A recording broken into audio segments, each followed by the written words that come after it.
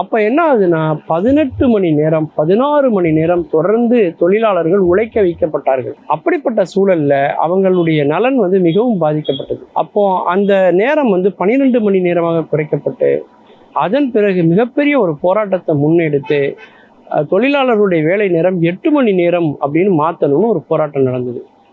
8 மணி நேர உழைப்பு, 8 மணி நேர ஓய்வு, 8 மணி நேர உறக்கம் அப்படின்னு சொல்லி 24 மணி நேரத்தை இப்படி பிரிச்சுக்கணும் அப்படின்னு சொல்லி அதன் பிறகு அந்த முன்னெடுப்புகளாக நடந்து நம்ம பார்க்கலாம். அப்படிப்பட்ட நேரத்தில் தான் உலக தொழிலாளர்களை ஒன்றுபடுங்கள், இழப்பதற்கு நம்முடைய கைகளிலே எதுவுமே இல்லை, ஆனால் அடைவதற்கு இந்த பொன்னுலகமே காத்திருக்கிறது என்று சொன்னார் மார்ட்டின் லூதர் கிங். அதாவது வால்டர் ரூசோ போன்ற பல புரட்சியாளர்கள், மைக்கேல் நம்முடைய காரல் மார்க்ஸ், ஏஞ்சல்ஸ் போன்றவர்கள் பலரும் இதற்கான குரல்களை முன்னெடுக்க ஆரம்பிச்சாங்க.